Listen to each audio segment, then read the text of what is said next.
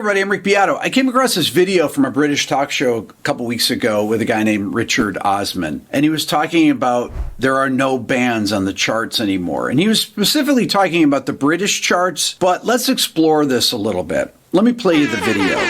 What has happened that is utterly... What is going down, world? Welcome to the 40-year-old FUQ Boys podcast. I go by the name Black Pegasus, and the question is, where have the bands gone, man? Where are the bands going? And I was thinking about this. I had a conversation with a couple of my buddies in the music industry, and they brought this up, and I kept getting recommended this video. And it said, why are the bands mysteriously disappearing?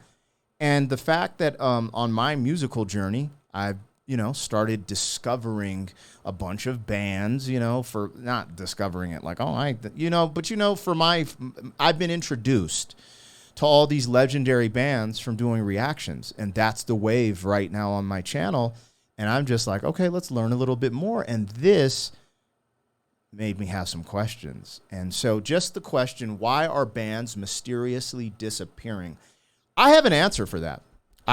But I wonder what you guys think, and I wonder where this video is going to go. So let's just dive into it a little bit. This is Rick Beato. We'll look it up, his channel, so make sure you're supporting him. Hopefully he doesn't get upset like a reactor like me. He's kind of doing dialogue while watching his content, But he brings up a great point, and yeah, let's do this. Anyways, 40-year-old boys are back in town. 40. The boys are back in town. 40-year-old boys are back in town. The boys are back in town. 40-year-old FUQ Boys podcast. Malt liquor for your ears. 40. All right, getting the logo down, pulling the video up. Don't forget, support the original content on the channel. I'm a hip-hop artist, so I put out music videos. Also, I started another channel, Pegasus vs. the World. Over there, I take on challenges, vlog style. I also do reactions to comedy, trending topics, and travel. If you want to support that as I build it up, awesome. Regardless, all the music and the music reactions, music-related stuff is on this channel. We do have a membership that gives you access to all the reactions early, things we're doing behind the scenes. Link in the description if you want to become a member, but there's never an obligation. And big thank you to our members. Let's get it popping, man. Why are bands mysteriously disappearing? I wonder if I should answer it before we get to the end, like what I think, because I'm sure what I think is probably not wrong or right necessarily. I just have an idea. But let's see. Maybe in the middle, I'll start saying, I don't know. Because I do have my own preface, and I don't want it to be skewed by what he's probably going to present as some facts and truth that I didn't know, right? So, first and foremost, I don't know who he is, but being in that studio that he's in, he must be a rock star, a high-end engineer, a musician of some sort. I don't know, but that place looks amazing. That's my dream. I own a recording studio, but it's more for like R&B, rap, stuff like that, and it's coming together really nice. But that's some other shit right there. That's crazy. Anyways, all right. Boombaye, let's do this. Why do I think bands are mysteriously disappearing? I think it has something to do with technology and laziness. The one thing I will say, even to this day, as much as I respect people who can play instruments, I still, to this day, knowing I want to play an instrument, have not. It's just time, dedication. Like I do jujitsu. It's very technical, and it takes time. It takes years to get good at these things. And I think technology has allowed people to be lazier and get further in the music industry without having a technical skill with an instrument. Now, we have these artists like Ren and a bunch of other upcoming artists who can play multiple instruments. Amazing. Kids are learning instruments on YouTube. Awesome. But I also, so I think there's pros and cons there, but I think it has something to do with technology and laziness. That's my guess. Let's see what he has to say. Hey everybody, I'm Rick Beato. I came across this video from a British talk show a couple weeks ago with a guy named Richard Osman, and he was talking about there are no bands on the charts anymore. And he was specifically talking about the British charts, but let's explore this a little bit. Let me play you the video.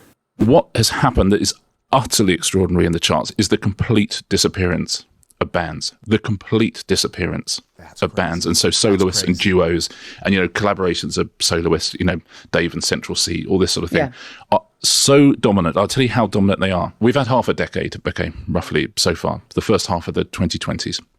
So I looked at the first half of the 1980s. And in the first half of the 1980s, there were 146 weeks when bands were number one. Okay, 146 weeks. You had Dexys, you got UB40, Casey and the Sunshine Band, Duran, Culture Club, Pretenders, Spandau Ballet, Adam and the Ants, loads and loads and loads. This is all artists I'm just getting introduced to and exposed to because of my YouTube reactions. This is actually really cool, you guys. Okay, I'm listening. 146. The first half of the 90s, there were 141 weeks when bands were number one. New Kids on the Block, Wet, Wet, Wet, Erasure, Take That, loads and loads. So we've got 146, 141. In the first 5 years of this decade, 3 weeks. No. We have had 3 number one weeks, one of which was the Radio 1 Live Lounge All-Stars, most of whom were soloists anyway.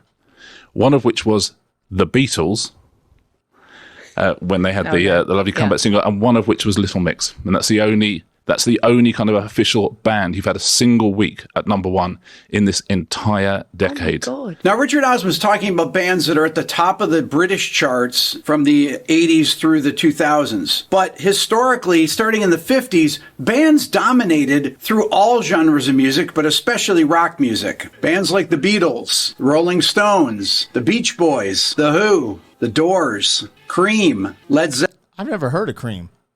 I'm going to react to them. I'm taking notes, mental notes, you guys. This is tight.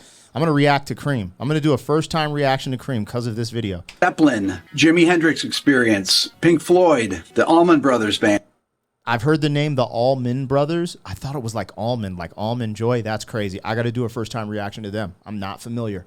And Deep Purple, Queen, Casey and the Sunshine Band, Bee Gees, the Commodores, Fleetwood Mac, Earth, Wind and Fire, The Police, Dire Straits, Van Halen, Journey, AC/DC, Genesis, Yes, U2, Tears for Fears, Living Colour, Nirvana, The Smashing Pumpkins, Alice in Chains, Soundgarden, Pearl Jam, Stone Temple Pilots, Radiohead, Oasis, Blink-182, rap and hip-hop. Bro. Most of that stuff we react to on the channel, a lot, like probably 70% of that stuff he just mentioned, I've done first-time reactions and just getting introduced to it, which is crazy. He said rap and hip-hop. That's the next thing he said. Let's see where he goes. Of the 90s also had ensembles. Artists like Wu-Tang Clan, Tribe Called Quest, NWA, Outkast, Fugees, Bone Thugs and Harmony, Cypress Hill, Public Enemy, Beastie Boys, The Roots. The other amazing thing about these bands is that they wrote their own songs. Now, you would have artists like the Supremes or the Jackson 5 that were part of Motown that have songwriters like Holland Dozier Holland that wrote for the Supremes, or the Corporation that wrote for the Jackson 5. But for the most part, they wrote their own songs. Now, you would have artists from the 70s and 80s that would actually split off. For example, Peter Gabriel and Phil Collins from Genesis, or Sting from The Police, that would make their own solo records and have massive hits that they still wrote themselves. This didn't really change until the late 90s. This is interesting. This is already changing my perspective. I think what I was saying, that's a part of this change. But what he's implying, too, is like, I don't know where he's going to go with this next comment, but I'm feeling like he's talking about writing your own stuff. And then he's saying, oh, in the 90s, this is shifting. Let's see what he says first. But I just instantly I'm thinking, oh, corporate takeover. I could be tripping. In early 2000s. This is when you started to have boy bands, for example, Backstreet Boys and NSYNC, that would have these co-writer producers or writer producers that would write their huge hits. This is where people like Max Martin started to come on the scene. And this also happened in rock music. I know because I was part of this thing, being a producer / songwriter. You started to see artists like Aerosmith that had Diane Warren writing their biggest hit they ever had, their only number one, I Don't Want to Miss a Thing, which came out in the early 90s. And rock. I didn't know that was their only number one. This is crazy. bands of the early 2000s that would almost invariably have producers, songwriters that would make their record. And this really happened because the labels got involved, the A&R people. They were making less money because they were selling less records, and they wanted to guarantee that they had huge hit songs on every record. So they would actually hire songwriter producers or get multiple songwriters to contribute to the record. These would be rock bands that would appear to be bands, but they'd actually be co-writers or producers writing and making the records themselves and not even including the band in there. I've gone over this in past videos. And this ultimately led to the demise of the bands, in my view. If you're going to have someone like myself, for example, that the label's going to hire to co-write with the singer of a band, and I play all the parts on it, and I get a session drummer to come in, even though the band's got a drummer. By 2010, it just made no sense to actually sign bands because it wasn't worth it. And that brings us to where we are today. If you go to the top 50 chart right now in the US, you have Sabrina Carpenter, you have Lady Gaga, Bruno Mars, you have Jimin, you have Chappell Roan, Billie Eilish, Post Malone, Morgan Wallen, Shabuzi, Kendrick Lamar, Tommy Richmond, Hozier, Zach Bryan, Casey Musgraves, Benson Boone, Teddy Swims. It's just literally all solo artists. So next, as an experiment, I put together a list of the top 400 artists in ranking of monthly listeners on Spotify, and I looked to see how many bands on there were created in the last 10 years. Okay, hey, just real quick, you guys, respect and shout out to Rick. Let me make sure I'm saying his name right. Rick Beto, I believe. He said at the very beginning, Rick Beto. Dude, he almost says he's going to get 5 million subs soon. Damn. Anyways, dude, this is his content. I'm kind of reacting. It's like, I wish he was sitting here with me and we could have this conversation, but that's, I'm still working on it. But this is just great because this is allowing me to have a conversation. But let's just be clear, like, the content. I could have done a video like, where are bands? They're saying this, that, and the other. But the fact that he's backing it up and then he's doing his own little research, like, yo, check this out, because that's what it looks like we're about to get into. Just wanted to give him a shout out and make sure you guys go check out the original video and support what he's doing, because that's what it's about. Respect. Take a guess how many. You might think, oh, I don't know, 25 bands, something like that. In the top 400 has to be a lot, right? It's actually only 3. Only 3 bands in the top 400 artists on Spotify have formed within the last 10 years. 3. Now, let me actually just read you off the top of the chart so you know what I'm talking about. The new #1 artist on Spotify is Billie Eilish. She has 105 million monthly listeners. Just below that, The Weeknd, 104 million, #2. Bruno Mars is #3 at 100 million. Taylor Swift has 93 million, #4. Lady Gaga has 89 million, 638,000, #5. Coldplay, here's the first band, has 89,598,000. Now, Coldplay was formed in 1997. Okay, so last century. To get to the first group that was formed within the last 10 years that's on this chart, you have to go down to 135. That's Grupo Frontera. They've got 32 million monthly listeners. They were formed in 2022. The next one is Måneskin. You remember them from Eurovision? I've done a reaction to Måneskin, but the other group I never even heard of, so wild. What one is it, 2017 or so? They won that. They're ranked at 248 with 24 million monthly listeners. They were formed in 2016. And then Richie Mitch and the Coal Miners at 328, 21 million monthly listeners, formed in 2017. Those are the only 3. So it's less than 1%. There's 3 in 400. That's really amazing. So what are some other factors that led to the demise of bands from the 60s through the early 2000s? One of them is the changing tastes of people. Rock is just not popular. It doesn't connect with young people like it did back then, probably because there's no bands out there. Another reason could be advancements in technology. With modern technology, a single artist can produce high-quality, studio-grade tracks on a laptop, eliminating the need for a full band and simplifying the production process. Band dynamics. It's hard to be in a band. Forming and maintaining a band is challenging due to interpersonal conflicts. That's going to be fucking cover of Modern Drummer magazine is going to be fucking devoted to that drum fill. It's amazing that you could play that drum fill in 9 beats. Right? The economics of promotion It's cheaper and more efficient for labels to market one individual over a group, as solo artists are easier to brand, manage, and promote across media. A solo artist can record a song at their house on their laptop. They can put it up on TikTok and it can become a massive hit. And then you can be like the artist Jake, who has 20 million monthly listeners, and he's had songs with over 1 billion plays. And that's basically from TikTok. I don't see this changing anytime soon. I'd be really curious to hear your opinion on it. Leave it in the comments. Hit the subscribe button. Thanks for watching. Yeah, go subscribe to him, and he's about to get my fully blown pause on this. Bro, everything he said is absolutely correct, and I think all those things tie into it.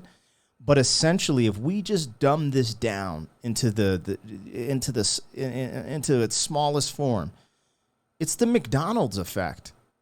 It is the McDonald's effect. The factory line,